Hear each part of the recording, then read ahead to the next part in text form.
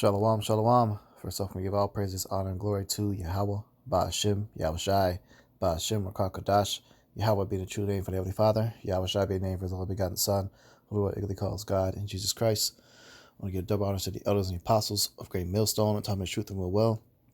And salutations to you, hopeful like pushing this truth and all honesty and sincerity. This is Brother Yahweh Sap coming to you know that's the spirit power of Yahweh, Ba'ashem, Yahushai. This lesson's going to be another the spirit, just kind of impromptu, just a scripture of the day kind of popped up on my screen. So just decided I want to go ahead and start doing, some of these things that come up on our phone might be just the Lord talking to you that, some things that might be you need to hear at the moment, or just reminders of things that you've been through or experienced in the past. Either way, there's nothing wrong with just open up your scriptures sometimes and just reading inspiration. You can just pop up to a random part of your Bible. Just follow it open to any scripture, and you can just kind of study and go into it. So this is going to be just a little studying here. We're going to go in the book of Corinthians, 1 Corinthians here, chapter 13, verse 1. Just start going through it. So I'm going to start reading off here. It says 1 Corinthians 13 and 1. It says, "Though I speak with tongues of men and of angels, and have not charity, I am become as sounding brass or a tinkling cymbal. And though I have the gift of prophecy and understand all mysteries and all knowledge, and though I have all faith so that I could remove mountains and have not charity, I am nothing." All right, so we're going to go into charity. Pretty much just talk about the importance of charity. Charity is basically, executing brotherly love and kindness, being a help, extending that hand without any type of a desire to have something in return. This is something that you do out of sincerity, that of just being a good Israelite in general. Okay, because a lot of people, they do things for you or do things for others, and it's always like a mentality of a woman. It's like it's something that's a catch to it. It's something out of that they're expecting something back. It's a lot of times it's never out of sincerity of just wanting to do things to just be a good person. It's people do things as some type of an agenda behind it. And that's why I just mentioned, I mentioned women, not all women, but a lot of women that you deal with, like in the world, worldly women or women in general. It's hard to come across just good women. You know what I mean? And this isn't necessarily attack on women. I'm just using an example, and good women understand this as well. They know a lot of women out there that have this mentality. It's always an agenda behind something they're doing, especially in the aspects of dealing with men. They may come help you out and do this and that, but in the long run, there's something that they're planning, in their back pocket, to get something out of you. And it may not just be women, it could just be men in general too. I mean, you got selfish people out there that do things, out of not out of sincerity of just spontaneously, I want to genuinely help this person because I care about you and not expect anything. It's just, they do stuff out of spite. You know what I mean? Snakes. Okay. So this first couple of scriptures is talking about, the prophet has a lot of knowledge, understanding, wisdom. He has understanding all mysteries, and faith, has a mouse amount of faith to remove mountains. But I mean, if you don't have any type of brotherly love and you can't put that knowledge into action when it comes to other brothers, then what good is it, man? What good is it? You can have a Bible in your hand, but what good is it if you're not executing the things that you're reading about? Okay, and sometimes we can be in situations to where we hit rock bottom, and then you really need that help sometimes. You never know where you could be physically hurt, you could be mentally down, beaten, you could be in a financial hole situation. And until you're in that situation to where out of desperation, you can never truly understand the power or the gratitude or appreciation for when somebody comes through and extends that helping hand. You know, a lot of people out there take a lot of stuff for granted that you do for them, because they're so caught up in themselves. You know, in this wicked world, this demonic world we live in, it can be so easy to get caught up. You know, so we always gotta maintain that mentality of charity, and that's one of the good things about the brothers of Great Millstone, man. You know, we come across, predominantly sincere brothers, man. You know, of course, not everybody's perfect. You still get brothers that people might get had to get removed from the camp, so on and so forth. But from my experience of prophesying with the brothers that I've been laboring with, man, it has been nothing but charity, man. There's been times where brothers get down the most, get beat down the most, and brothers we can lean on them, man. They come through at a moment's notice. Could be at a midnight, man. Whatever it may be, man. You know, and all we have is the brotherhood. That's why the scriptures talk about when Yahweh Shai mentioned, who is my mother, who is my brother, who is my sister, and he reached forth his hands towards what? Did he reach forth towards the grass? Did he reach forth towards a woman? No, he stretched out his hands towards his disciples. You know, those that labor with us, man. And a lot of people outside looking in, they can't fathom or understand, or they get jealous behind that brotherhood, especially, women that come in our lives that we deal with. You know, one of the first things that they say is, oh, all you care about is your brothers. Yes, we care about all we care about is our brothers, but, it's just that they feel that energy, and that energy comes from that level of charity. And it's not just talking about what you can give somebody else. You know, you can give brothers water, you can give brothers money, clothes, a vehicle. All that stuff. It's deeper than that. Okay, it's about giving out of sincerity of your heart, and not expecting anything in return. You know. So I gotta pull up some definitions of charity here in the Blue Letter Bible Dictionary of this particular verse. Let's go back here so we can see. Basically, it says, so 1 Corinthians 13 and 13. All right. It says, actually, let's read the 13th verse first so we can see in the context of what we're talking about here. And we'll go back up and read the third verse. It says, let's go to 12. It says, for now we see through a glass, darkly, but then face to face. Now I know in part, but then shall I know, even also I am known. And now abideth faith, hope, charity. These three, but the greatest of these is charity. Okay? So charity is very, very important. So you have to understand the importance and meaning of charity. Why is charity so important? All right. So charity says, in this verse we just read, we go down here you download the app Blue Letter Bible Dictionary if you haven't already. It's the Strong's Concordance Bible Dictionary. When you type in different words or verse or phrases, it actually lets you ring up the definitions and the meaning of those words. You just hit the what I just hit here. If you haven't used this before, is G26. Okay, I tap that number G26 and it brings up the outline of biblical usage. All right, so it goes into agape. All right, and so we'll read it here. Outline of biblical usage. So first line, it says affection, goodwill, love, benevolence, brotherly love. All right, now it comes from the root word here in the Greek. Strong's G25, agapao. Agapao. Okay, now this is what that means. All right, of persons, to welcome, to entertain, to be found of, to love dearly of things, to be well pleased, to be contented at or with a thing.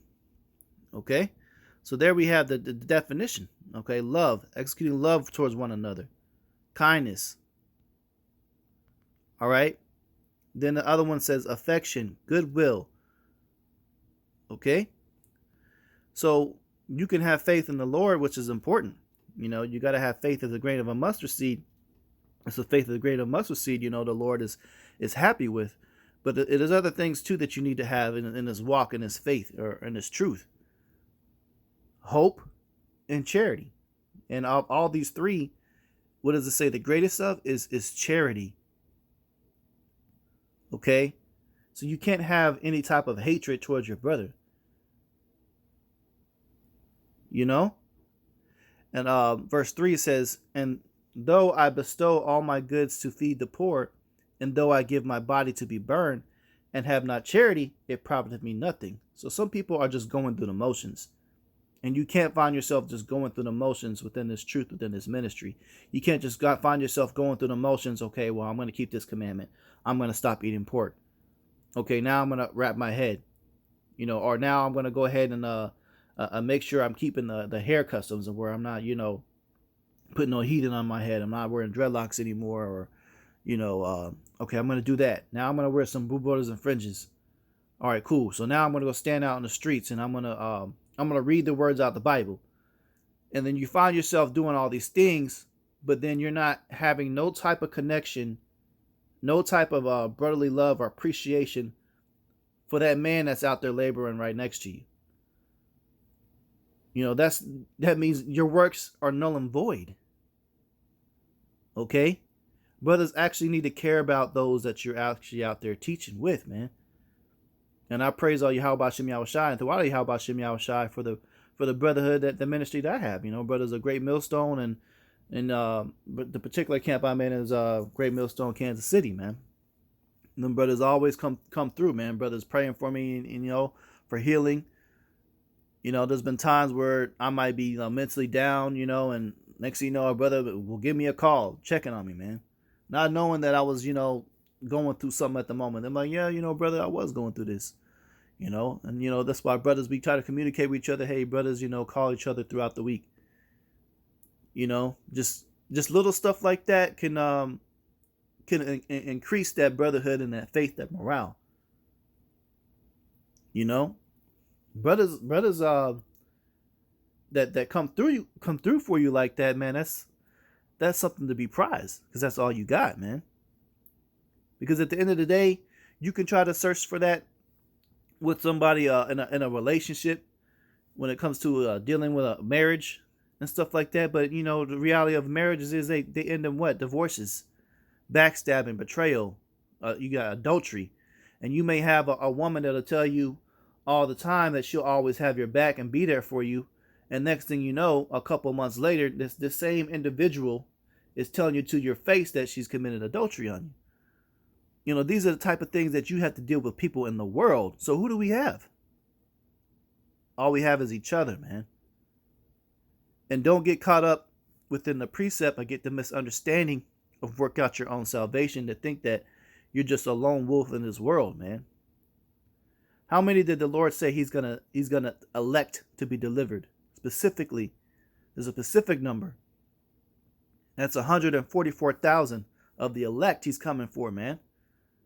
Did it say he's just coming for one? No, it didn't. So there's at least 144,000 men that's out there with you. You got to really think about that, man. Don't be selfish within this truth of I'm not talking about, physically giving things. I'm talking about being selfish mentally, spiritually. Okay? Verse 4, charity suffereth long and is kind. Charity envieth not. You should never envy nobody, man. If you are feeling any type of spirit of envy coming up in your heart, you got to rebuke that and kick it out immediately. Charity vaunteth not itself, is not puffed up. You can't be puffed up and I'm somebody this, or I done been through this in the world, or I got this many years under my belt, and you looking at another brother sideways. This nigga right here, man. This nigga just don't know. That's a demonic spirit, man. Well, I done been through this in the world. I got street credit. This nigga's a simp, a lame. It says, doth not behave itself unseemly, seeketh not her own, is not easily provoked, thinketh no evil, rejoiceth not in iniquity, but rejoiceth in the truth, beareth all things, believeth all things, hope all things, endureth all things. Charity never faileth, but whether there be prophecies, they shall fail. Whether there be tongues, they shall cease. Whether there be knowledge, it shall vanish away. For we know in part and prophesy in part, but when that which is perfect is come, and that which is part shall be done away. When I was a child, I spake as a child. I understood as a child. I thought as a child. But when I became a man, I put away childish things. So all these things that's been listed, as you grow into a man or as you grow into a woman, you got to put away the childish things. Okay? Childish things are things that you do in your life that, are missing charity. Because some people get so caught up in dealing with so many people that's seeking to take advantage of you or do you harm, you get caught in this cutthroat mentality to where you're not giving a damn about nobody and anybody around you. And then you're seeking to do the very same things that's been done to you, and you do it unknowingly to somebody else. So like, that's my alarm. So I'm gonna run a little bit on time here, but hey, man, you gotta really be in the mentality that you don't want to become the enemies that you're trying to avoid. And I've seen people fall out this truth, man, that become the very thing that they warn other people about. You lose yourself. And how do you lose yourself? Because you're not keeping charity. You're seeking to take instead of giving. You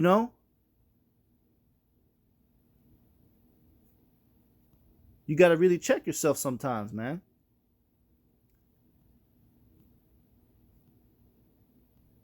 It says, for now, verse 12, for now we see through a glass darkly, but then face to face. Now I know in part, but then shall I know, even as I am known.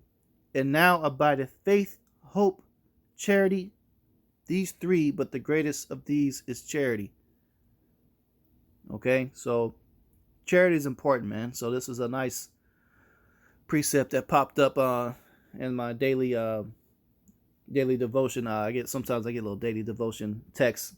If you got that Bible app, you probably know what I'm talking about. It'll pop up on your phone. So this is one of the ones that came up. So I decided to go ahead and speak on it. So Lord's will through the Spirit, I'll probably do more of these as some part of my lessons. Studying as well as prophesying, bringing things that's going on in the world. Lord willing, this lesson was edifying. I'm going to go ahead and close out. Give all praises, honor, glory to Yahweh, Ba'ashem Yahushai, Ba'ashem Rakakadash. Double honors to the elders and the apostles of Great Millstone, the time of this truth and will well. And salutations to you, hopeful elect, pushing this truth in all honesty and sincerity. Shalom.